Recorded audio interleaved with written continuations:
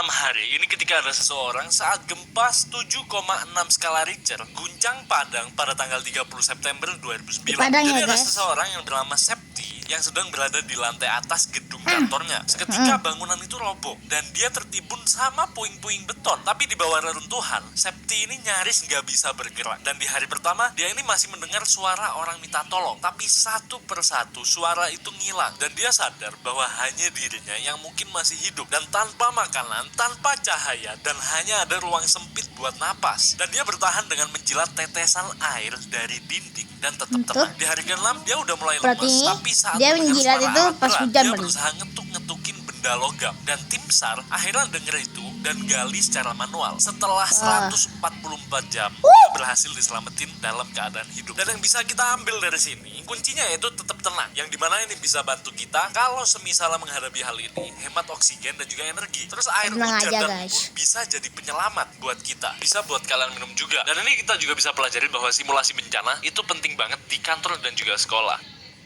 Anak selamat dari tsunami. Anak selamat dari tsunami itu ketika ada tsunami yang hantam pesisir Aceh pada tanggal 26 Desember 2004. Dan Martunis, anak yang umur 7 tahun, terseret ombak dan terpisah dari keluarganya. Dia ini berusaha berenang, tapi akhirnya terdorong ke sebuah daerah banjir dengan kasur yang ngambang. Akhirnya Martunis naik ke atas kasur itu dan terbawa arus sejauh 2 km ke pedalaman. Tanpa makanan, hanya minum air hujan. Dan dia bertahan hidup selama 21 hari di reruntuhan desa yang sepi. Dan dia ditemukan oleh wartawan asing dalam keadaan kurus, lemes, tapi masih hidup. Dan kisahnya ini mendunia, bahkan menarik perhatian Cristiano Ronaldo yang kemudian membiayai pendidikannya. Jadi untuk kita, kalau semisalnya menghadapi situasi ini, barang sekitar kita itu bisa jadi alat bertahan. Bisa jadi kayak kasur yang kayak kisahnya Martunis. Dan setelah gempa besar, segera ke tempat yang tinggi, jangan lihat ombak. Dan anak kecil butuh edukasi bencana sejak dini. Dan juga kita udah nemu 20 sejarah yang disembunyikan dari buku sekolah kalian. Dan ini ada di e-book kita,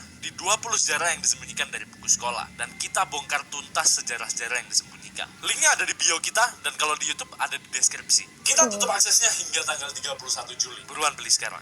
Pendaki hilang 12 hari. Pendaki hilang 12 hari. Ini ketika ada seorang pendaki yang bernama Jumadi mendaki Gunung Semeru bersama Jumadi temannya. awal. Di tengah perjalanan turun, dia ini terpisah dari rombongan dan kehilangan arah, tanpa tenda, tanpa logistik lengkap juga. Dan dia nyoba turun sendiri, tapi malah kesesat ke hutan lebat. Akhirnya siang malam pun berlalu dan dia hanya bertahan hidup dengan minum air embun dan makan daun-daunan dan tetap diam di tempat terbuka supaya lebih mudah ditemukan. Pencariannya dia ini besar-besaran dilakukan. Di hari ke-12, tim SAR pun menemukan Jumadi yang duduk lemes di bawah pohon besar dan juga dehidrasi kondisinya, tapi masih sadar dan bisa berbicara. Yang bisa kita pelajari yaitu jangan mendaki sendirian atau tanpa persiapan lengkap, dan selalu informasi jalur dan jadwal. Yang hobinya daki gunung, kalau misalnya ada apa-apa, tim SAR pun bisa mudah nyari kalian. Dengar nih, pendaki hilang 12 hari juga bisa anjir. nyelamatin kalian. Jadi kalian harus tetap tenang Tenang dan aja. manfaatin air-air yang ada di sana, entah air embun atau air hujan. Dan tetap di lokasi terbuka, itu bisa memudahkan untuk pencarian kalian jika menghadapi situasi ini.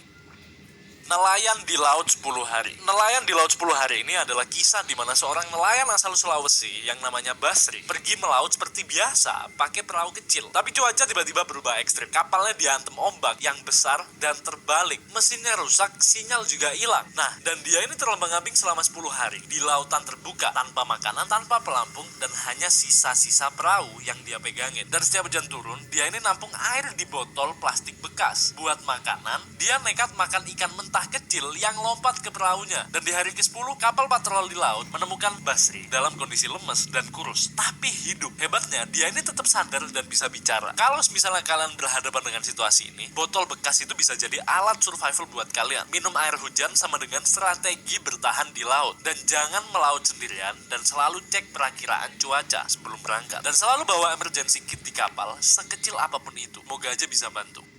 Amin. Jatuh ke sumur 25 meter. Jatuh ke sumur 25 meter ini ketika ada satu anak yang berusia 8 tahun di Jawa Timur sedang main di kebun dekat rumah. Pas berlari, tanah yang dia injak itu runtuh. Dan ternyata itu penutup sumur tua yang sebenarnya rapuh banget. Dan anak itu terjatuh ke dalam sumur sedalam 25 meter. Untungnya dia ini jatuh gak langsung ke dasar batu, tapi ketahan sama pipa besi di dinding sumur. Dia ini sempat berteriak minta tolong dan warga pun juga mendengar. Akhirnya proses evakuasi ini berlangsung berlangsung selama 5 jam dengan tali dan alat bantu dari tim SAR. Walaupun lecet dan trauma, dia ini berhasil diangkat hidup-hidup. Yang bisa kita pelajari yaitu banyak banget sumur tua yang gak ditutup dengan aman. Dan ini bahaya banget, kayak contohnya kasus tadi. Dan anak-anak perlu dilarang main di area terbuka yang gak diawasi, atau kalian yakin bahwa itu kalian masih belum tahu apakah itu aman atau enggak. Kecepatan laporan warga sama evakuasinya yang terkoordinasi dengan bagus, ini bisa nyelamatin nyawa juga. Dan periksa dan tutup semua sumur yang gak kepake di sekitar rumah, biar gak ada korban di sekitar kalian.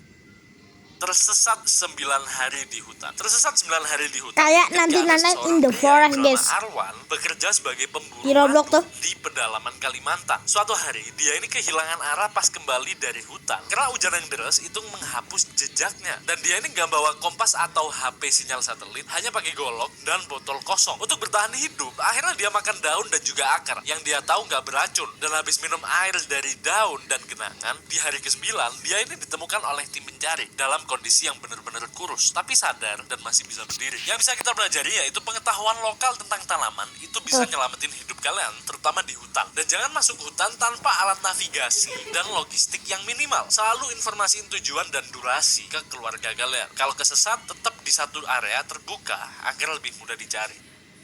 Remaja keseret banjir. Remaja keseret banjir ini ketika ada kisah di mana saat hujan deras melanda di Jawa Tengah, seorang remaja 16 tahun yang namanya Raka itu kepleset dan jatuh ke sungai kecil di dekat rumahnya. Arusnya itu ternyata sangat deras banget dan tubuhnya langsung keseret tanpa bisa ngelawan. Dan warga pun langsung heboh dan melakukan pencarian di sepanjang sungai selama 2 jam dan tetap gak ada tanda-tanda. Tapi 3 jam kemudian, Raka ditemukan dalam keadaan kesangkut di semak pinggir sungai sekitar 8 km dari titik awalnya dia. Ajaibnya, dia ini ngalamin memaringan dan masih sadar. Kata Raka, dia ini sempat bisa pegangan pada potongan bambu beberapa kali sebelum ke bawah arus lagi. Yang bisa dipelajari yaitu ketika kalian menghadapi situasi ini, sungai kecil itu bisa jadi mematikan pas hujan deras. Jadi hati-hati dan jangan pernah bermain di sekitar aliran air deras. Bahkan yang kelihatannya dangkal sekalipun. Dan anak muda itu betul lebih banyak edukasi soal bahayanya arus dan banjir bandang. Dan kalau misalnya udah terjebak, pegangan sekecil apapun bisa menyelamatin nyawa kalian dalam aliran deras. Kita lagi tidur. Kan dulu guys, bentar. Download ini guys. Udah download guys. Selamat dari longsor besar. Selamat dari longsor besar. Ini ketika ada longsor besar nimpa kawasan pemukiman di Bogor dan banyak rumah yang kekubur dengan total. Dan ada seorang ibu rumah tangga yang namanya Siti gak sempet lari dan rumahnya ketimbun penuh. Tapi dia sempet masuk ke bawah meja makan yang bener-bener kuat sebelum tanah masuk. Dan meja itu nyiptain rongga sempit yang bisa nyelamatin nyawanya. Dan dia gak bisa bergerak tapi masih bisa napas. Setelah 12 jam pencarian, tim SAR mendengar suara lemah dari bawah tanah. Dan mereka menggali manual dan menemukan Siti yang masih hidup dan hanya mengalami luka ringan. Kalau misalnya kalian menghadapi longsor, meja yang solid itu bisa jadi pelindung efektif pas bangunan rumah runtuh. Dan segera cari perlindungan di bawah meja atau kasur saat bencana mendadak kayak longsor. Dan longsor ini sering terjadi setelah hujan ekstrim dan waspada jika kalian tinggal di daerah lereng. Bangkit setelah mati. Bangkit setelah mati, ini ketika ada kasus di mana di Sulawesi Selatan, seorang pria yang bernama Daeng Baso dilarikan di rumah sakit setelah pingsan mendadak. Saat diperiksa, denyut nadi dan napasnya itu benar-benar lemah. Dan dokter pun nyatain kalau dia meninggal. Akhirnya keluarga udah menerima kabar duka dan jenazah bahkan sudah dimandiin dan dibungkus kain kafan. Tapi pas mau dikubur, tubuhnya tiba-tiba bergerak dan matanya membuka pelan-pelan. Tapi ternyata dia ini ngalamin serangan jantung ringan yang membuat tubuhnya nyaris mati, tapi otaknya belum benar-benar berhenti. Akhirnya dia dirawat dan akhirnya selamat. Yang bisa kita pelajari yaitu diagnosis kematian itu harus dilakuin hati-hati, apalagi dalam kasus jantung dan juga napas lemah. Dan ada kondisi medis seperti death trance atau suspended animation. Dan pendidikan medis masyarakat itu penting biar tahu tanda-tanda mati klinis sama mati-mati total. Mobil masuk jurang. Mobil masuk jurang ini dimana ada kisah di kawasan pegunungan Sumatera Barat. Sebuah mobil minibus yang ditumpangi 4 orang masuk ke jurang sedalam 50 meter gara-gara sopir mengantuk pas nyetir malam hari. Mobil pun terguling beberapa kali sebelum berhenti di dasar jurang. Dan 2 penumpang di depan meninggal di tempat, tapi seorang pria di kursi tengah belakang yang posisinya kejepit antara 2 jok kursi selamat tanpa luka serius. Dia bilang tubuhnya itu tertekan jok depan dan belakang. Jadi kayak dipeluk pas benturan, dan dia berhasil keluar sendiri dari mobil dan naik ke jalan minta bantuan. Kalau misalnya kalian menghadapi situasi ini, sabuk pengaman jok belakang itu juga wajib digunakan. Dan misalnya kalian jadi sopir, jangan nyetir dalam keadaan ngantuk, apalagi di jalan sempit atau yang liku-liku. Kursi tengah belakang itu bisa jadi posisi yang relatif aman kalau misalnya keguncang. Anak bayi selamat dari kecelakaan pesawat. Anak bayi selamat dalam kecelakaan pesawat. Jadi di tahun 2009, sebuah pesawat kecil jatuh di pedalaman Papua dan hampir seluruh penumpang tewas di tempat. Tapi dalam pencarian oleh tim evakuasi, ditemuin seorang bayi perempuan berusia 1 tahun masih hidup di antara reruntuhan bangku dan juga koper. Dan bayi itu berada dalam posisi di pelukan ibunya yang udah meninggal. Dan diduga tubuh sang ibu itu ngelindungin benturan fatal saat pesawat ngantem tanah. Bayi itu langsung dievakuasi ke rumah sakit dan selamat tanpa luka serius. Posisi tubuh bisa jadi pelindung alami saat kecelakaan besar, dan sabuk pengaman bayi itu penting. Walaupun di pesawat ini agak susah untuk selamatnya, kalau misalnya kalian punya anak, kalian bisa pakai cara ini juga bisa.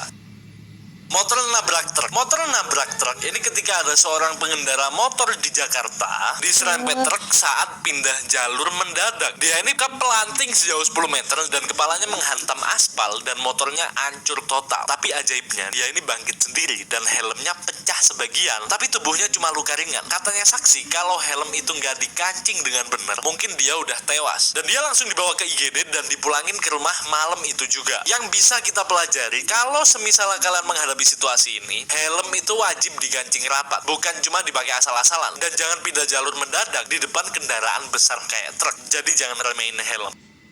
Kejebak di mobil kebakar. Kejebak di mobil kebakar ini ketika ada seorang pria di tol Cipularang nabrak pembatas jalan, dan mobilnya ini langsung kebakar dari bagian depan, dan dia ini terjebak karena sabuk pengamannya macet. Api ini juga cepat menjalar ke dashboard, tapi dia ini tetap tenang dan mukul kaca samping dengan sandaran kepala, lalu dorong dengan kakinya sampai pecah, dan dia ini bisa keluar lewat jendela sebelah kanan sebelum api masuk ke jok. Dan seluruh mobil ini udah hangus dalam 3 menit, tapi dia hanya mengalami luka bakar ringan di tangan. Yang bisa kalian pelajari kalau misalnya kalian menghadapi situasi ini, sandaran kepala yang kalian di mobil itu bisa make untuk memecah kaca mobil. Dan kalian juga harus tahu teknik keluar dari mobil kebakar, kayak seperti ini tadi. Dan jangan langsung panik, jangan langsung pasrah, fokus ke satu titik keluar, bukan langsung teriak aja. Ini malah bikin kalian mati. Kita di sini akan menjadi